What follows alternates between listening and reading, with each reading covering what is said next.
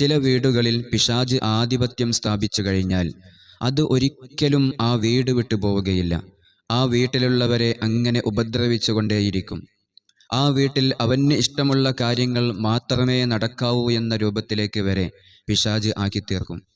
ഇനിയെങ്ങാനും നമ്മൾ ഒരു സൽക്കർമ്മം ചെയ്തു കഴിഞ്ഞാൽ അവന് ഇഷ്ടമില്ലാത്ത ഏതെങ്കിലും ഒരു കാര്യം നമ്മൾ ചെയ്തുകൊണ്ടിരിക്കുകയാണെങ്കിൽ ആ വീട്ടിലുള്ള സ്ത്രീകളെയോ അതല്ലെങ്കിൽ ആ വീട്ടിലെ കുട്ടികളെയോ ഇങ്ങനെ ഉപദ്രവിച്ചു കൊണ്ടേയിരിക്കും, അവരെ പ്രയാസപ്പെടുത്തിക്കൊണ്ടേയിരിക്കും, മാനസികമായും ശാരീരികമായും സാമ്പത്തികമായും തകർത്ത് കളയുകയും ചെയ്യും. ഇങ്ങനെ പിശാചിൻ്റെ ഉപദ്രവം കാരണം ബുദ്ധിമുട്ടുന്ന ഒരുപാട് വീടുകളുണ്ട്, ഒരുപാട് ആളുകളുണ്ട്. എന്നാൽ ഇങ്ങനെ പിശാച് ഒരു വീട്ടിൽ ആധിപത്യം സ്ഥാപിക്കാനുള്ള കാരണം പ്രധാനമായും 4 കാരണങ്ങളാണ്. ഒന്നാമത്തെ കാരണം നമ്മുടെ വീട് അവരുടെ സഞ്ചാരപാതയിലാവുക എന്നതാണ്. പിശാച് സഞ്ചരിക്കുന്ന പാതയിലായിരിക്കും നമ്മുടെ വീട് നിലകൊള്ളുന്നത്. അങ്ങനെയാണെങ്കിൽ പിശാചിൻ്റെ ഉപദ്രവം ആ വീട്ടിൽ ഉണ്ടാകാനുള്ള സാധ്യത കൂടുതലാണ്. രണ്ടാമത്തെ കാരണം ചില പ്രദേശങ്ങൾ ശൈത്വാൻ ആധിപത്യം സ്ഥാപിച്ച സ്ഥലങ്ങളായിരിക്കും.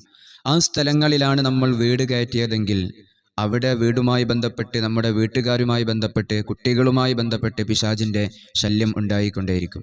മൂന്നാമത്തെ കാരണം ചില ആളുകൾ ആ വീട്ടിൽ താമസിക്കുന്നു എന്ന കാരണം കൊണ്ട് പിശാച് അവനോടൊപ്പം താമസിക്കുകയും ആ വീട്ടിൽ ആധിപത്യം സ്ഥാപിക്കുകയും ചെയ്യും. നാലാമത്തെ കാരണം ചില വീടുകളിൽ പിശാചിന് ഏറ്റവും ഇഷ്ടപ്പെട്ട ഒരു കാര്യം അവിടെ സംഭവിച്ചിട്ടുണ്ടാകും.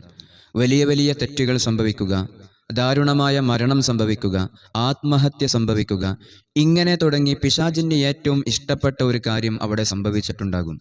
അതല്ലെങ്കിൽ പിശാചിന് ഇഷ്ടപ്പെടുന്ന ഒരു കാര്യം നിരന്തരം ആ വീട്ടിൽ ആരെങ്കിലും ചെയ്തുകൊണ്ടേയിരിക്കുക, അവിടെ സംഭവിച്ചുകൊണ്ടേയിരിക്കുക.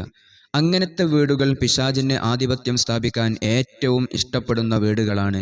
ഇങ്ങനെ പിശാച് ഒരു വീട്ടിൽ ആധിപത്യം സ്ഥാപിച്ചു കഴിഞ്ഞാൽ അവരിൽ നിരന്തരം പ്രയാസങ്ങളും ബുദ്ധിമുട്ടുകളും ഉണ്ടായിക്കൊണ്ടേയിരിക്കും. വിട്ടുമാറാത്ത രോഗങ്ങൾ, കുടുംബ കലഹങ്ങൾ, കുടുംബ തകർച്ച, സാമ്പത്തിക തകർച്ച, ഇങ്ങനെ തുടങ്ങി നമ്മൾ പ്രതീക്ഷിക്കാത്ത പല നഷ്ടങ്ങളും നമ്മളിലേക്ക് സംഭവിച്ചു കൊണ്ടിരിക്കും. ഇതിൽ നിന്ന് വളരെ പെട്ടെന്ന് നമുക്ക് ഈ പിശാചിൻ്റെ ശല്യം വീട്ടിൽ നിന്ന് ഒഴിഞ്ഞു പോകാൻ നമ്മൾ ചെയ്യേണ്ടത്, ആദ്യമായി നമ്മൾ 7 ഫാത്തിഹ പാരായണം ചെയ്തതിൻ്റെ ശേഷം 70 തവണ ആയത്തുൽ കുർസി ഓതി 1 തവണ സൂറത്തുൽ ജിന്ന് പാരായണം ചെയ്ത് കാഫൂറ, പരിശുദ്ധമായ ഖുർആനിൽ പേരെടുത്ത് പറഞ്ഞൊരു വസ്തുവാണ് കാഫൂറ അഥവാ കർപ്പൂരം. അതിൽ നമ്മൾ ഈ പറയപ്പെടുന്ന സൂറത്തുകൾ ഓതി മന്ത്രിച്ച് അതിൽ ഇഷ്ഫി എന്ന് പറഞ്ഞ് ഓതിയിട്ട് 21 ദിവസം മഗ്രിബ് നിസ്കാരത്തിൻ്റെ ശേഷം നമ്മുടെ വീട്ടിൽ നമ്മൾ അത് പുകയിക്കുക.